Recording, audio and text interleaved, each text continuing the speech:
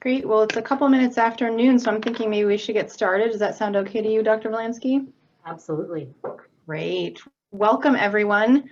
Thank you for taking time out of your busy day to join us.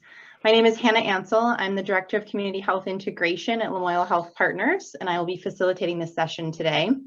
I'm joined by Dr. Volansky, our Chief Medical Officer and practicing physician at Lamoille Health Family Medicine in Stowe. She will be your presenter today. To make sure that everyone can hear the information, we will be keeping all of your microphones muted, but you can type your questions to the hosts in the chat box by clicking on the chat button at the bottom of your screen. This will open the chat button for you, the chat window for you. Dr. Volansky will be giving an overview presentation, and then we will make time to answer questions at the end. Given that this is a complicated subject, there may be some questions that will require some additional research to fully answer. And if this is the case, we will post follow-up information on our website within the week, and we will also respond directly to the person that asks the question via email or phone if needed. So I think without further delay, I'm going to turn it over to Dr. Volansky to lead us through a presentation. Thank you, Hannah. Hannah's done such a nice job setting all of this up, and she and her team have also been creating a lot of assistance for patients who are finding the process of signing up for vaccination a little bit bewildering, or who are limited by lack of phone or internet access. So her team has been doing a fantastic job. So the talk I'm going to give probably is going to last maybe about a half an hour, and that'll leave us a lot of time for questions. So I really am intentionally leaving a lot of time for that. So please don't hesitate to put those thoughts in the chat if you have things you really want to know. I'm hoping you'll get a lot of answers as we go along, but I want to make sure everybody leaves today feeling well informed. So this was one slide. I always try to start with something funny, and a lot of people have been asking us, you know, oh, can you get my mom in? Can you get my sister in? Can you get me in? Right now, we don't really have any control over who gets the vaccine. So I thought this was kind of cute that the patient wanted her cookies back. To understand, I really love this topic. I could talk about it all day. To understand how these vaccines work, and they are kind of new, so I really want to make sure we do have a good understanding of that. We do have to understand a little bit of cell biology. I promise I won't dwell on this for very long. But if you remember back to high school when you learned what a basic mammalian cell looked like, here's your basic diagram of what most of the cells in our body essentially look like and what they can do. So in the middle here, you have this membrane-bound nucleus, and that's where we keep all of our DNA. It's kind of like the master library of all the recipes for all, it has all the genes for all the proteins that our cells need to do all the work that they do. And then out here in the light blue area is what's called the cytoplasm, and that's where all the other business of the cell happens. So when your cell needs to make a special protein, it goes to the library, looks up the recipe, makes a copy of it into something called mRNA. mRNA goes out here, and the little chefs that are out in the cytoplasm hop onto that mRNA, they read the recipe, they grab whatever they need from the cell cytoplasm, be it amino acids or sugars or other things, to put that molecule together for you.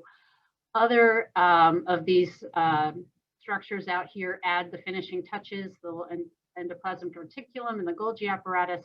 If you were in a kitchen, and they would basically add the little garnish or the finishing touches to the dish, and then it's ready to do its job. So if it's a protein that stays here to do its job, that's one thing. Sometimes they have to go sit out in the membrane to do their job, and sometimes they have to go out into the rest of your body. And if you think of a cell as a bag of water, the membrane is the bag, the thing that kind of holds it all together. And that membrane is made out of fatty molecules called lipids that line up in what's called a lipid bilayer. Now, you've heard a lot about the coronavirus that causes COVID-19. This is what that virus essentially looks like. Most people have seen some sort of picture of this, and you know that it's this little round glob of something with lots of little spike proteins that are sticking out. And the spike proteins, the most visual feature of the virus, are kind of the key for how the virus enters your cells. And it is also the target for the vaccine, the thing that the vaccine trains your body to recognize. You can see how that would be an easy target, just kind of hanging out there waiting, very visible to your immune system. The virus brings with it its own mRNA, so its own recipe to make the proteins that it needs. But I will tell you, viruses are very clever, efficient little entities, and they don't bring very much. Most of what they need, they're going to steal or borrow from your cells, and they only bring the proteins that they can't really steal or borrow from you. So one of the things that this virus brings with it is a little enzyme that allows it to make more of its own RNA. Our cells are efficient too, and they really only make the enzymes they need. So in our cells, we need to make RNA from DNA, and we need to make protein from RNA. We don't make more RNA from RNA, and we don't make DNA from RNA. That's important because if you're talking about a vaccine that just introduces RNA into your body, you need to understand there's no way that that RNA gets turned into DNA that can actually get into your nucleus and mix up with your own genes. It doesn't ever get into, your reproductive cells or affect your fertility or any traits that you pass on, because our cells just don't do that. So a lot of people are aware that there's 2 vaccines right now that are authorized for use in the United States, and that both of them are mRNA vaccines, and that is kind of a new way to vaccinate people that hasn't really been in use widely.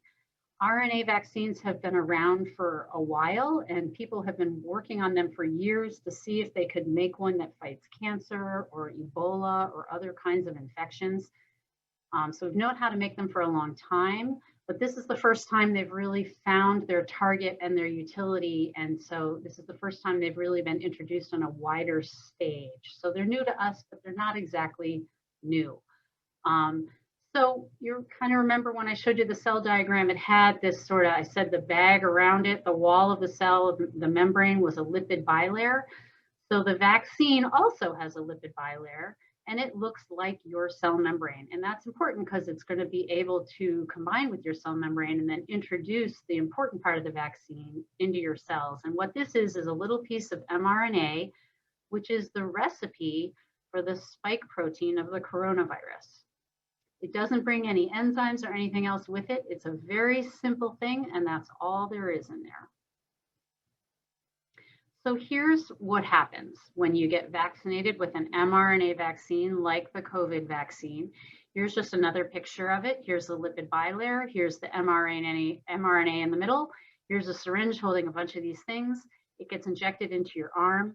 It goes into your deltoid muscle cells, and then that lipid bilayer fuses with your cells, and it empties that mRNA recipe into your cytoplasm, where your own ribosomes, your little chefs, are going to hop right on there, read that recipe, and put those proteins together from the amino acids you have available in your own cell. Then those proteins go out to the membrane, and they show themselves to your immune system. Here's a macrophage, which is the cell from your immune system, and its job is to just circulate around and look for stuff that might be suspicious. They're kind of like the cop that walks through the neighborhood looking for trouble. And they have the ability to recognize stuff that isn't supposed to be there. So now you've got these little proteins that don't belong here because they're viral proteins. This cell picks them up and says, I'm going to take this over to the lymph nodes, and I'm going to show it to my friends in the immune system. And we're going to train the immune system to recognize these things so that if we ever see them again, we're going to jump on them and we're going to destroy them. And that's basically how the vaccine works.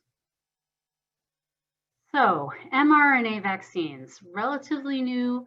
What are good about them and what are bad about them? So one of the things that is interesting about mRNA is it's not built to last. It doesn't hang around for a long time. It doesn't go back to the nucleus because that's not how our cells use it. So it never mixes with your DNA. And the thing about our cells is they're constantly reacting to changes in our environment. So when they make an mRNA recipe for a particular protein, they don't want it to hang around long. Cells want to be nimble. They want to be able to change quickly as circumstances change. So what our cells do to mRNA shortly after it gets out there and does its job is that it's rapidly degraded and recycled, and it doesn't hang around long. So you would think that a vaccine consisting of an mRNA molecule would be very safe. And in fact, that does seem to be the case. The other thing that mRNA vaccines do is they make a really strong response relative to the amount that actually comes into your body. Since the mRNA is a recipe and your body can make lots and lots of copies of the protein off of it, they create a really strong immune response. So these vaccines are actually also very effective. One of the problems with using mRNA, which I just told you wasn't really built to be durable, is that these vaccines can be really hard to store. So a lot of you folks may have heard the Pfizer vaccine actually has to be kept at ultra cold temperatures, less than -70 degrees centigrade.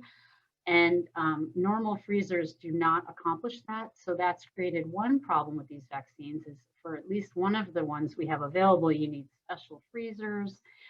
Those are hard to come by, they're expensive. Also, once you take a vial out and thaw it, you have to use it within a certain number of hours before it's going to break down. And any kind of rough handling, if the vials are violently shaken, those little particles will just break apart and then they won't work. So that's one of the limitations of these vaccines. Hard to store, hard to transport, hard to keep them stable. These vaccines are available under what's known as emergency use authorization, so they're not fully licensed yet. And what that means is they've been through the safety evaluation that has to happen, but there are some additional steps for a vaccine to become fully licensed. And most of that has to do with evaluating the manufacturing process, creating protocols for those to be tested and scaled up to a larger magnitude. And so those steps are still going to be followed for these vaccines, and they will be fully licensed. It's just that they haven't been used yet, that they haven't gone through all that secondary manufacturing review process. And they didn't want more people to die of coronavirus waiting for that to happen. The pandemic was serious enough that they wanted to make sure these vaccines became available as soon as we knew they were safe. And that's what emergency use authorization means. Nobody can be forced to have a vaccine under emergency use authorization. It's fully optional. So nobody's boss or no one can force you to be vaccinated. These vaccines are amazingly effective. They are a lot more effective than many of the vaccines that we've had in use for years. And in the 37,000 patients who received the vaccines in the emergency use authorization trial, there was only one severe case of COVID. There were other milder cases, but it was extremely effective in preventing symptomatic infection. So these graphs are show you the results of the trial. The one on the left is the Mrna vaccine. The one on the right is the Pfizer vaccine. And they look really similar because they work similarly. They both work really well. So here's the beginning of the trial, day 0. And as you go out is days out from the beginning of the trial. It goes out about 100 days, a little longer over here. And the people on the flat line down here, these are the people that got the real vaccine. And what this graph is showing is how many people got coronavirus illness after the trial started. The line that goes up like this are the people that got placebo. So whenever you're studying a vaccine and you want to see how well it works or how you want to measure side effects or negative problems, you have to have something to compare it to show what the vaccine was responsible for. Those people that are the comparison group get a placebo, which means they get a shot, but there's no vaccine in it. And they don't know that. And the people doing the study don't know that. It allows them to be very objective when they look at these things. So the folks who got the placebo shots, there's enough coronavirus going around in the country that you immediately start to see a rise in the number of people who got coronavirus when they didn't actually get the vaccine. But when you look at the people who did get the vaccine, the line stays very flat. Very few of them became ill with coronavirus. And the other thing that's really cool about this is that you see this, you probably heard that these vaccines are given in 2 doses. So you get a shot on the first day, and then you get another shot in 21 days if you got the Pfizer vaccine, and 28 days if you got the Mrna vaccine. But the interesting thing about this is that these curves really started to separate before the second dose was given. That means a lot of people really have protection after the first dose. The second dose is going to make the immunity last longer, perhaps make the immunity stronger, but it's kind of cool that you can see those curves start to separate before the second shot is given, meaning people are already getting good immunity after just one shot.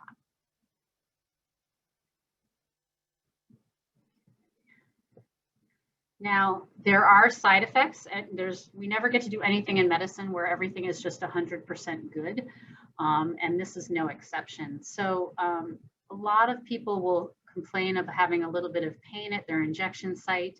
Some people will get a little fever. Some people will feel a little tired, achy. If you look at this diagram, the blue bars are dose 1 and the orange bars are dose 2. And more people do get side effects after dose 2. All of these, I mean, you know, you've probably heard, if you know anyone who's been vaccinated, people will complain of headache, muscle pains, fever, joint pains, chills, nausea, swelling. Feeling tired is a big one for a lot of us. But these things only last a day or two for most people. And luckily, none of these things are life-threatening or particularly worrisome. There are not very many people who can't receive the vaccine because of medical reasons. The only absolute contraindication to getting the vaccine is a couple of allergies that are pretty unusual. In the emergency use authorization trials, these allergic reactions didn't really turn up, but as soon as they started giving the vaccine to more people, first in Great Britain, they started to see a few people that had serious allergic reactions. And what they've figured out is that these reactions tend to be particularly to one ingredient called polyethylene glycol. Polyethylene glycol is the main component of the Go Lightly prep that people take the night before they have a colonoscopy. And it's the same ingredient that's in a very common safe over-the-counter laxative called Miralax, also known as Clearlax or Glycolax. So if anyone's ever had an allergic reaction to their colonoscopy prep or to Miralax, they should not get one of these two vaccines, and they probably should wait for one of the other vaccines to come out. When they started giving the vaccine to people, the incidence of these allergic reactions was 1 in 100,000 people, so very, very uncommon. To put that in perspective, about 1 in 5,000 people is seriously allergic to penicillin. So that's 20 times more likely to be allergic to penicillin than to be allergic to the COVID vaccine. And there doesn't seem to be any cross-reactivity with other common allergens like bee stings or food allergies or other types of things. It's pretty unusual to be allergic to polyethylene glycol, but if you are, you shouldn't get the Moderna or the Pfizer vaccine. If you've had a history of an allergic reaction and you don't really know what it's to, they're probably going to watch you for 30 minutes after your vaccine just to make sure that everything's okay. And the places where people are getting vaccinated have the ability to respond to allergic reactions. So they have epinephrine, they have the things that are needed, and the staff who know how to use them if that should happen. But like I said, it's extremely unlikely. Now, I think a lot of people that hesitate to be vaccinated are probably concerned that since the vaccine is relatively new, that there may be some side effects that only happen to a very small number of people, and you don't want to be the first person to have that happen to you. And this happens, you know, anytime we have a new vaccine and you have a bunch of people who enroll in these trials and they stay in these trials for months or sometimes years, it's inevitable that some bad things are going to happen to those people in the course of that time frame. And then you always have to try to figure out, well, if something bad happens, did it happen because they were in the vaccine trial, or did it happen because it was going to happen anyway, that it was going to happen by chance? One analogy somebody just shared with me last night to try to illustrate this, they said, you know, more people do drown in the summertime and more people eat ice cream in the summertime. So does ice cream cause drowning? And I think most of us would probably recognize that ice cream does not cause drowning. That's a coincidence. And the same question really needs to be addressed for any sort of unusual event that pops up in the vaccine trial. Did that happen because of the vaccine, or was that something that was going to happen anyway? So, the way that's figured out, that's one of the reasons, as I told you before, we have that placebo group to sort of act as a frame of reference. Bad things happen to people who got the vaccine in the trial, but bad things also happen to people who were in the placebo trial. And we assume that if it happened to the placebo group, then it was probably something that was going to happen anyway. And we can compare how often those things occur to decide whether it's something we need to worry about with the vaccine. So there's already been some articles in the news media about these rare events that have happened after people received coronavirus vaccine. And unfortunately, I think some people are taking away from that the notion that corona vaccine automatically caused those things, when we don't really know that at this point. We haven't had enough time to really figure out those very rare events, which ones might be related. So if you've been really following the news about this, you might have heard that there were a few cases of Bell's palsy. Bell's palsy is a temporary paralysis of the facial nerve. It can happen apart from the vaccine, it's not an uncommon medical occurrence for people to get Bell's palsy, and it's thought to be due to infections like Lyme disease or other viruses that can cause it. And so a few cases of that popped up in the vaccine trial. So the question is, did it happen more than the placebo group? And the answer is no. Did it happen more than would be expected if you took the same number of people just out in public who had nothing to do with the vaccine? How many of them would you expect to get Bell's palsy? And it doesn't end up really being any different. So they don't think there's really a causative relationship between the vaccine and the Bell's palsy. There's also been some articles written about the fact that some elderly people who were given the vaccine then went on and died. And so you have to ask yourself, how many elderly people in a group the same size would have been expected to die over that period of time? And was it any bigger? Was it any more likely to happen to the people who got the vaccine? And it turns out that it is not. But I have heard a lot of people making that claim in social media, and it's unfortunate because it is really being looked at very carefully and has not been found to be the case. There are also certain conditions that tend to happen to us when we're making immune responses to things. They have not really seen any Guillain-Barre syndrome arising after COVID vaccination, but you might recall that that was something that people asked about the flu vaccine. About 1 in 100,000 people get Guillain-Barre syndrome after cold viruses or other infections that they just get in the course of normal life. And it turns out when they're having an immune reaction to a vaccine, they also have this very tiny chance of 1 in 100,000 or so that they could have that happen. And so they're also looking at some of these sort of immune responses gone awry that have arisen in people that got the COVID vaccine. So these are unusual things, and they probably are due to the fact that the body was responding to the COVID vaccine, because these things also happen when your body responds to other things like viral infections. So you might have seen some articles about a condition called immune-mediated thrombocytopenia, what we call ITP for short. And ITP happens when your immune system is in the midst of responding to something, and it kind of makes a mistake and starts to respond to your own platelets, which are cells in your body that stop you from bleeding. And then people have bleeding complications. So every year in the United States, about 1 in 35,000 people gets ITP for whatever reason. And since they started giving COVID vaccine, we've seen this happen as well, that 35.8 million Americans have gotten the COVID vaccine. And out of that number, 19 people have gotten ITP. So that's about 1 in a million. Well, it's less than 1 in a million. So that's lower than the incidence of ITP that happens in a year in the United States of 1 in every 35,000. But it hasn't been a year yet that we've been giving the coronavirus vaccine. So we're going to have to wait a little bit more time to see if the incidence of ITP after COVID vaccine ends up being any more or the same or less than would have been expected to happen in that number of people anyway. It is already much more likely that you would catch COVID-19 than you would get ITP. So at this point, it's pretty clear that the risk-benefit calculation on ITP really favors being vaccinated.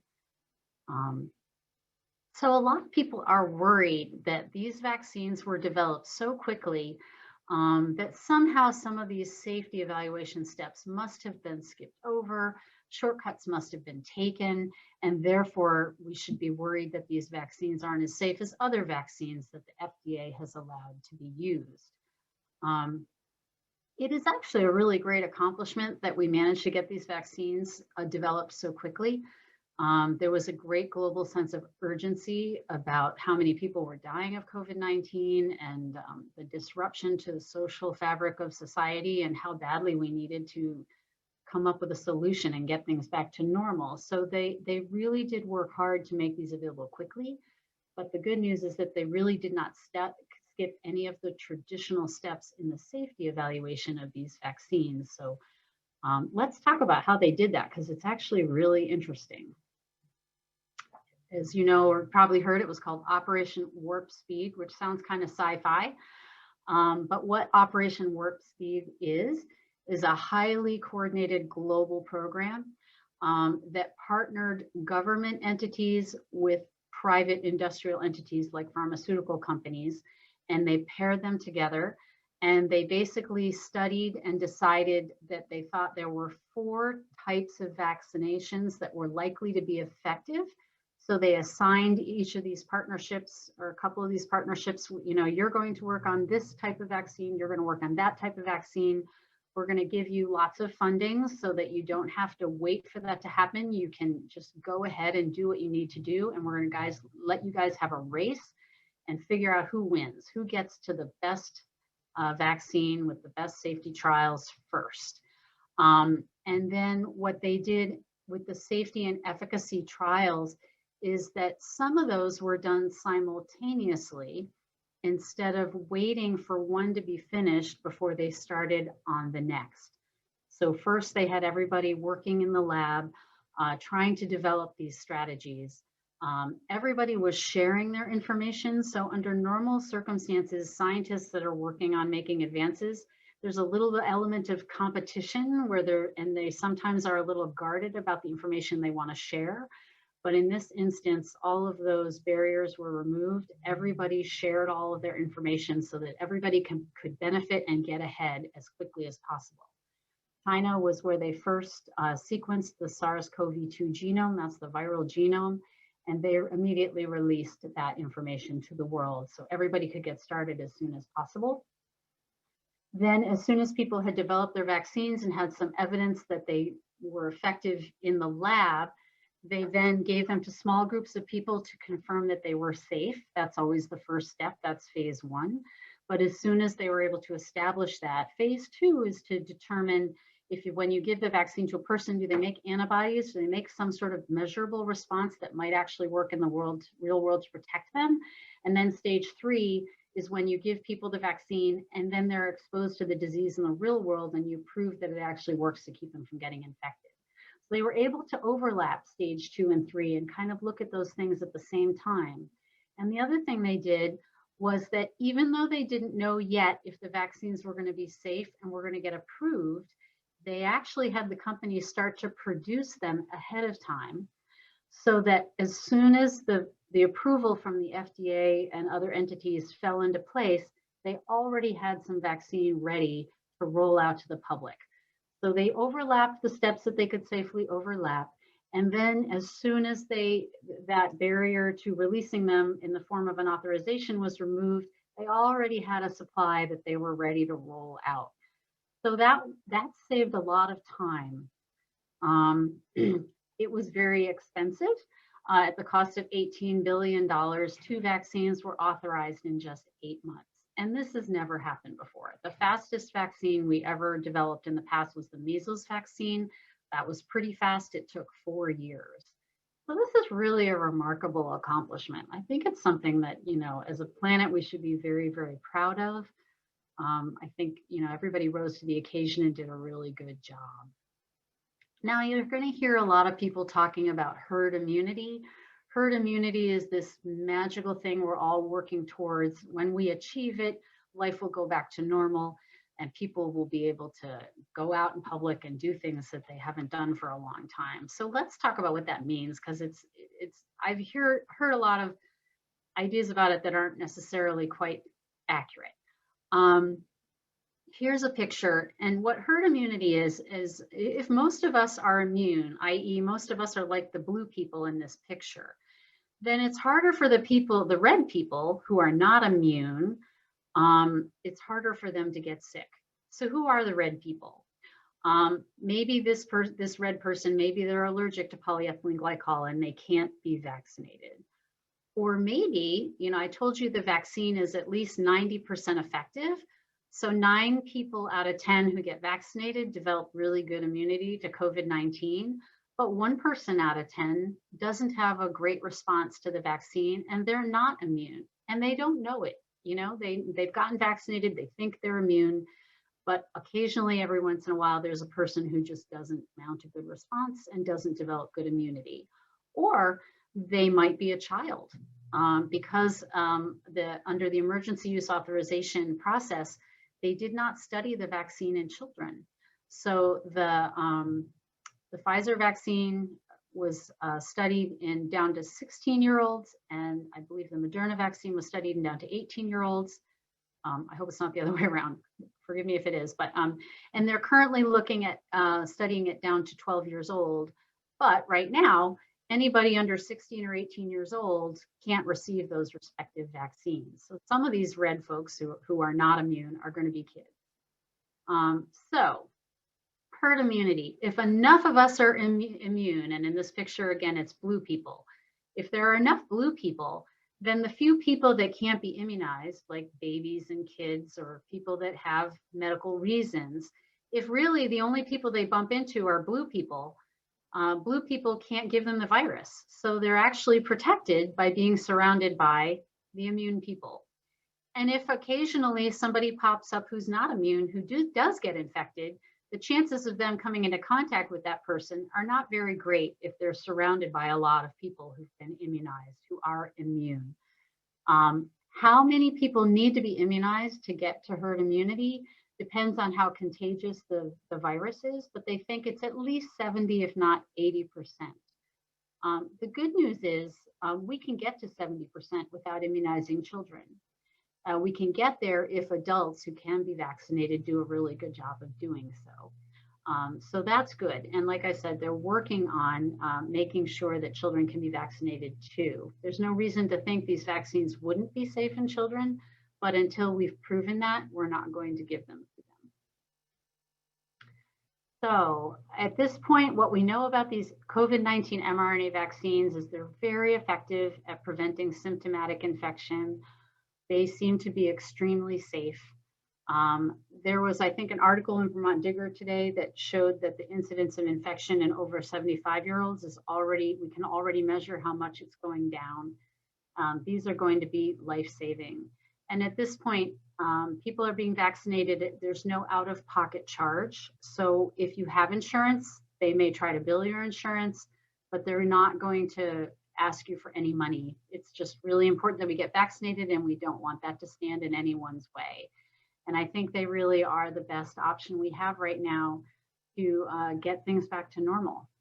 So I hope that all of you who are able to be vaccinated will take that step to protect your family, neighbor, and friends, and don't miss your shot. If you have questions about how to get vaccinated, at this point, most of that's being coordinated by the Vermont Department of Health. They have a website, and if you go to their website, you will see this little, I took this image right off the website right now. We're vaccinating 70 and over. They're going to go down to 65 very soon. You can either get vaccinated at a health department site. They have clinics all over the state, but there are also some private partners that are participating. Kinney Drugs and Walgreens pharmacies also are vaccinating people. So if you go to the VDH website, you can click on any of those, and they have links to get those scheduled. If you don't have internet or really aren't used to doing things online and you would prefer to make a phone call, They have the phone numbers on the website, and I've also included it here. They have language line translation available. If you have limited English proficiency and you press 1, you'll be connected to translation services. They also don't want lack of transportation to be a barrier for people getting vaccinated. In Lamoille County, the option for transportation is RCT, or Rural Community Transportation. They have a website you can go and arrange a ride.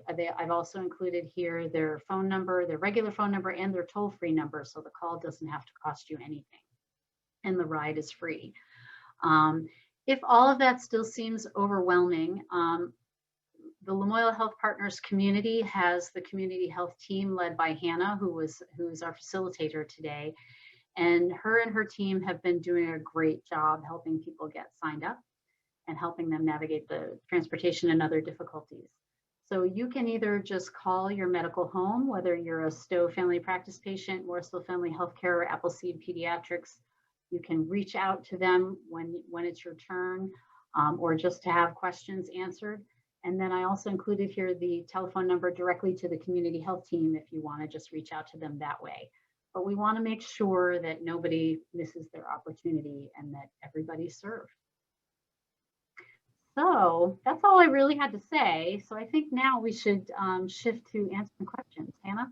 Perfect. Thank you, Melissa. That was great. As we were saying amongst our team, we really wish you had been our biology teacher in high school, because very clear, concise. So thank you. We do have a few questions coming in, and I'm sure we'll probably get a few more, but we'll just start going down those. To begin with, we do have some follow-up questions around reactions and allergies. And specifically in follow-up to the reaction around the ingredient that's common in colonoscopy prep, what does the reaction to the vaccine itself, the COVID vaccine, look like versus what that reaction might have looked like for someone with colonoscopy prep?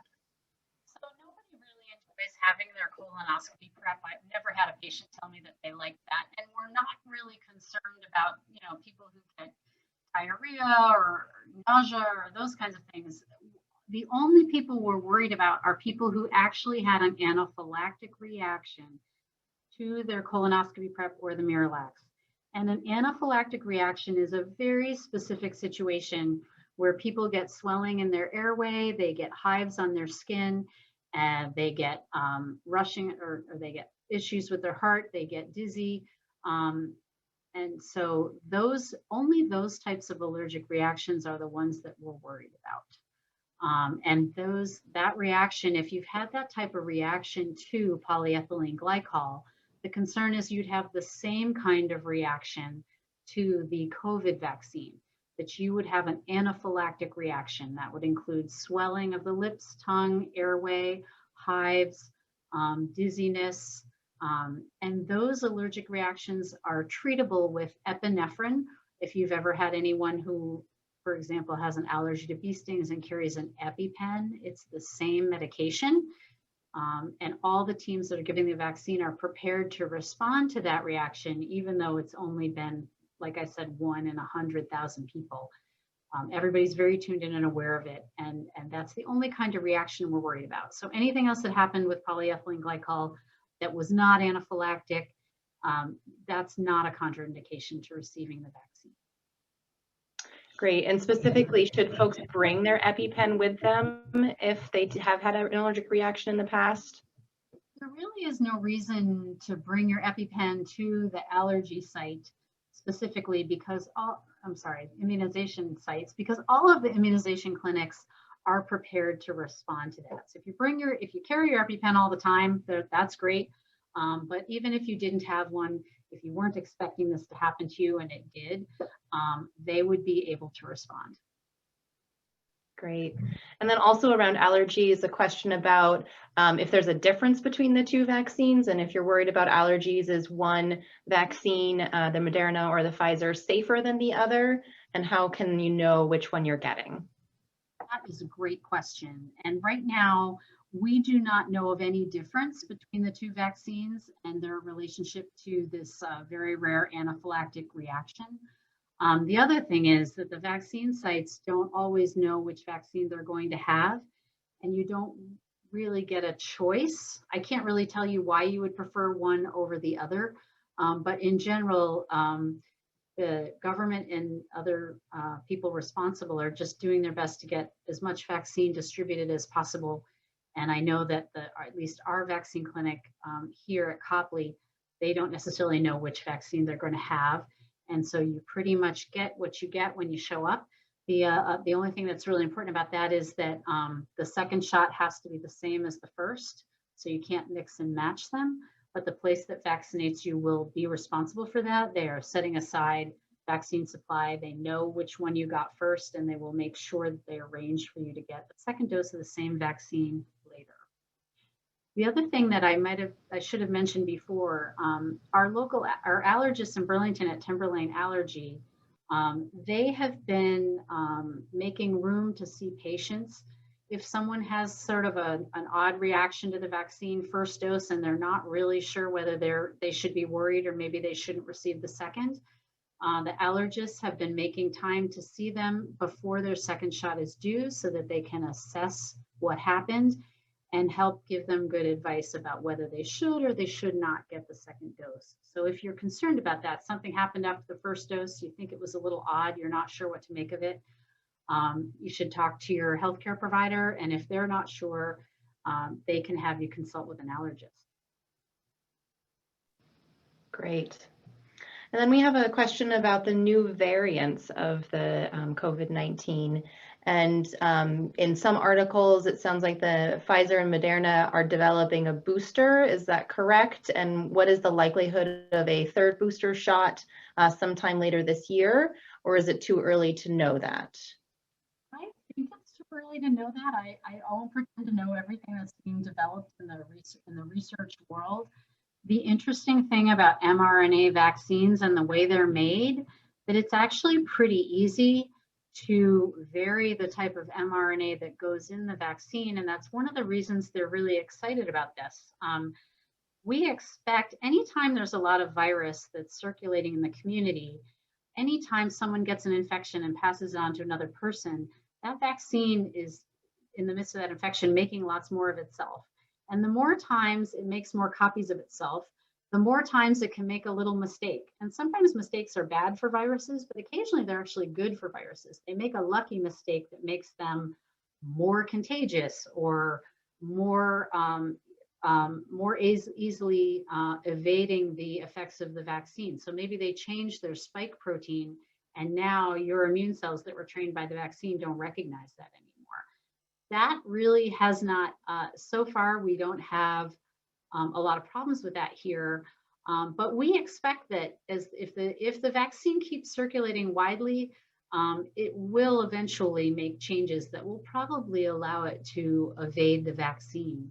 And when that happens, it's actually pretty easy to pop a different piece of RNA, sort of look at that RNA, see what's different, make a new batch of RNA that can respond to that change, and then maybe come out with, COVID vaccine 2.0 that now has that mRNA that can recognize that new variant. So the great thing about mRNA vaccines is they can really be changed pretty quickly. I do not know if they are already working on that, but I do know that that we expect the COVID vaccine to change as time goes by, and that we expect mRNA vaccines to actually be a pretty good way to respond to those changes. And just sort of a follow-up to that about the variants is, do we know if there will be testing around the variants, particularly here in Vermont, to detect those variants? Fantastic, great question. And this question came up ahead of time, so thank you to the person who sent it in.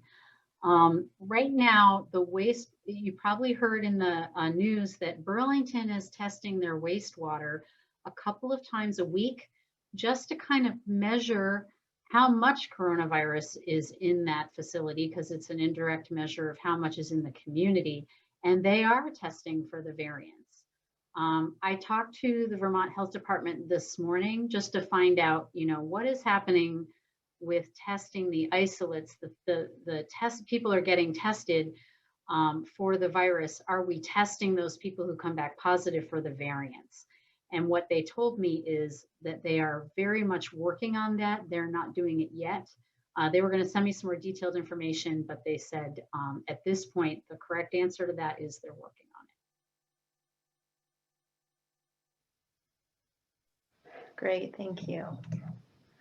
So then the next question is, how will we prove if we have a chronic condition when it gets to the phase of vaccinating folks after the 65 and olders that have chronic conditions? What I have heard is that that's actually going to be done on an honor system, which I think is right on. I don't really want there to be a lot of barriers to people getting vaccinated. There are lists of, which conditions we're more worried about. For example, type 2 diabetics seem to do worse than type 1 diabetics. People with cardiovascular disease, including hypertension, are people that we're worried about. People with obesity actually have a hard time with COVID infection because of the reduced lung capacity. So that's an important factor. People that have chronic lung disease like emphysema and chronic bronchitis, conditions usually associated with smoking, seem to do poorly. Asthma counts as a chronic condition, but interestingly, asthmatics don't actually fare that as bad as the people with emphysema and chronic bronchitis. We're worried about people who've had organ transplants. There's a whole list of conditions, but the good news is it doesn't look like they're going to be asking you to bring a note from your doctor.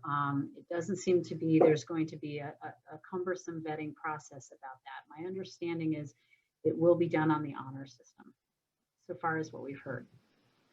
And right now, the VDH website is saying that it'll be late March when they move into that phase, and my guess is there might be some more detail by the time we get there.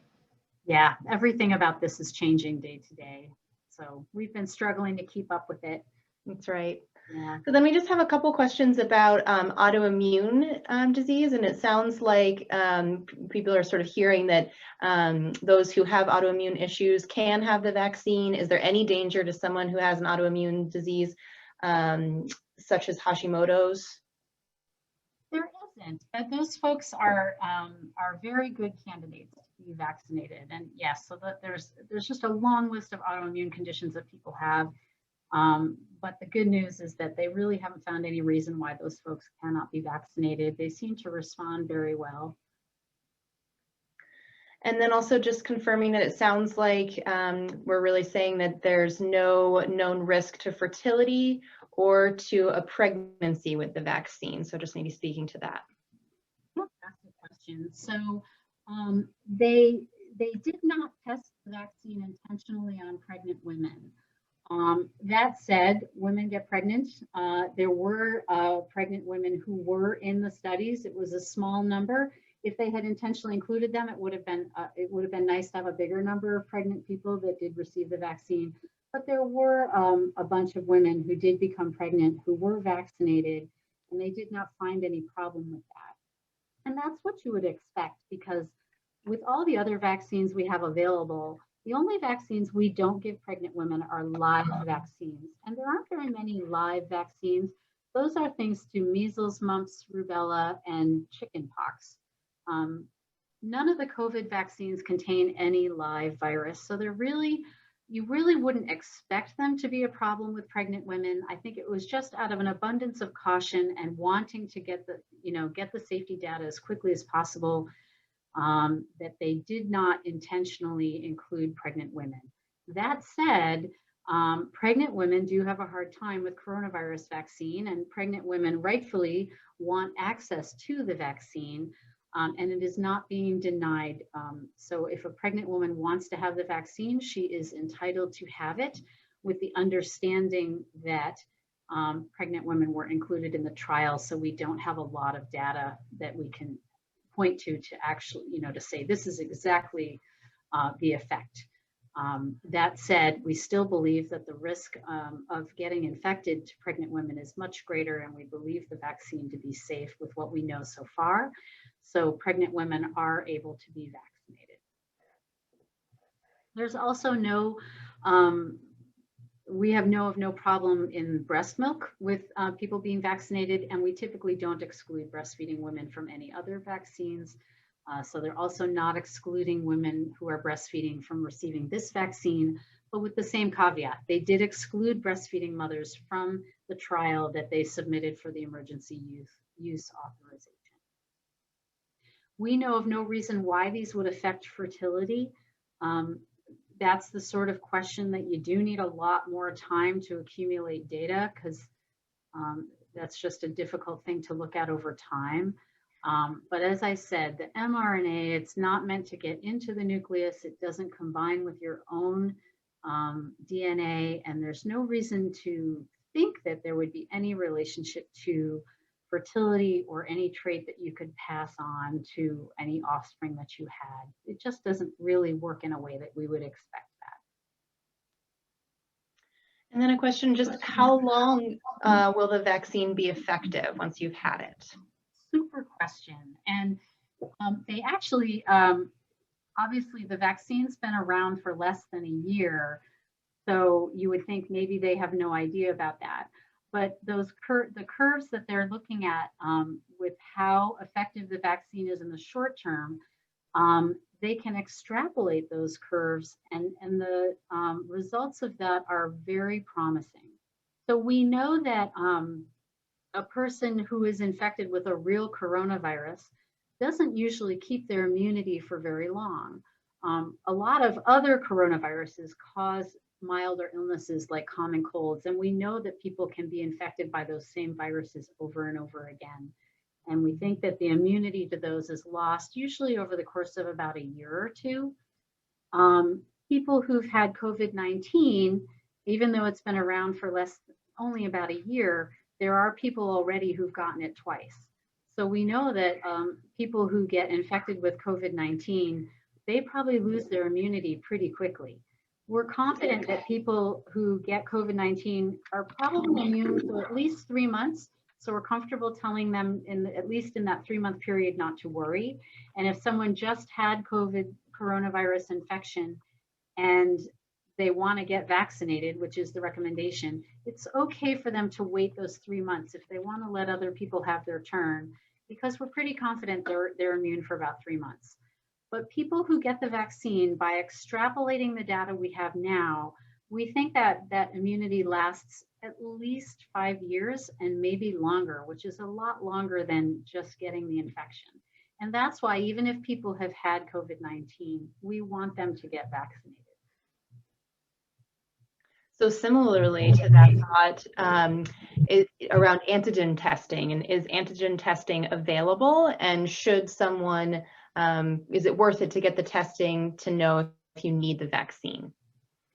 I think you're asking about antibody testing, which is a little, and I want to be clear about that because there is antigen testing, which looks for the antigens that come directly from the virus. And then there are antibody tests, which actually measure whether your body has responded to COVID-19 in the past.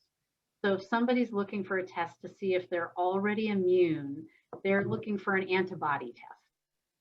And unfortunately, what happened at the beginning of the pandemic is that the market was kind of flooded with bad antibody tests, where the tests were so bad that you could literally flip a coin and the results were just not reliable at all. So the FDA sort of, they did not feel like the tests were reliable. Insurance companies aren't paying for them. They're not widely available because they just aren't, they're not reliable.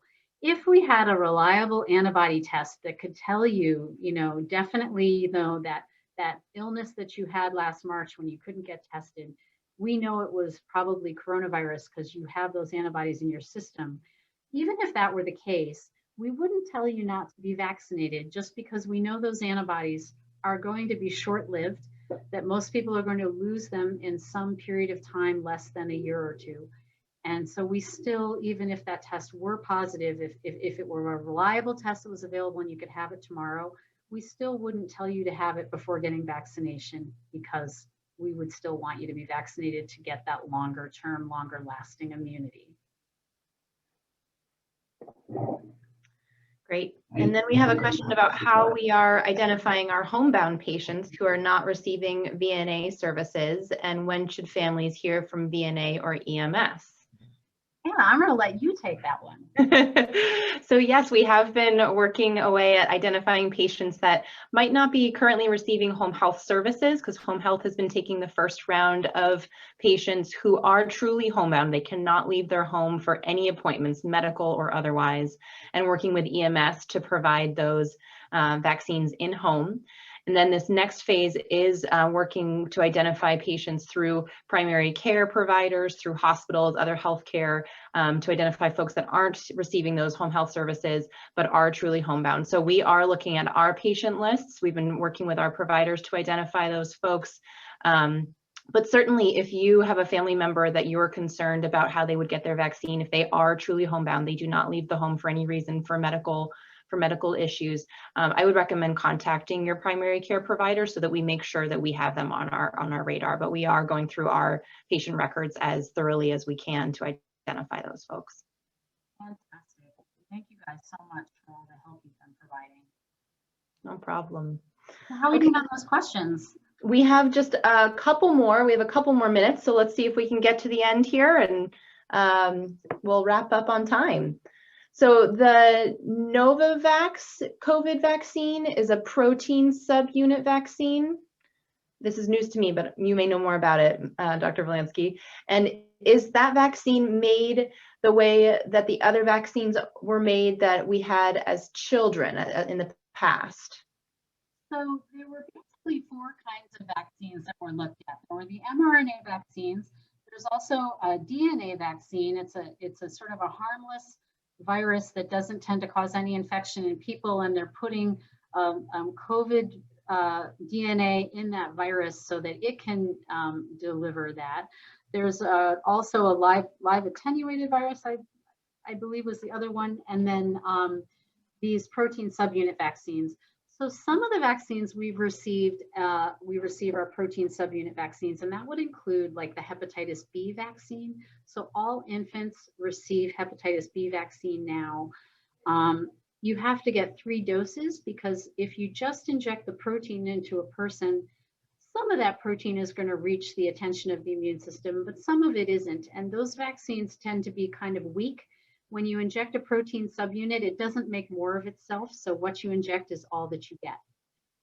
So like the Hep B vaccine makes up for being a weak vaccine by getting 3 doses. And by getting 3 doses, you hopefully get a stronger response. So that's different from these vaccines in that these vaccines do have that ability to make a big batch of protein inside your body. And therefore you get more protein, you get more bang for that dose because you're using the mRNA to amplify it. Protein subunit vaccines, there's no reason to think they won't be effective, but they will probably require more doses and the response will probably be weaker.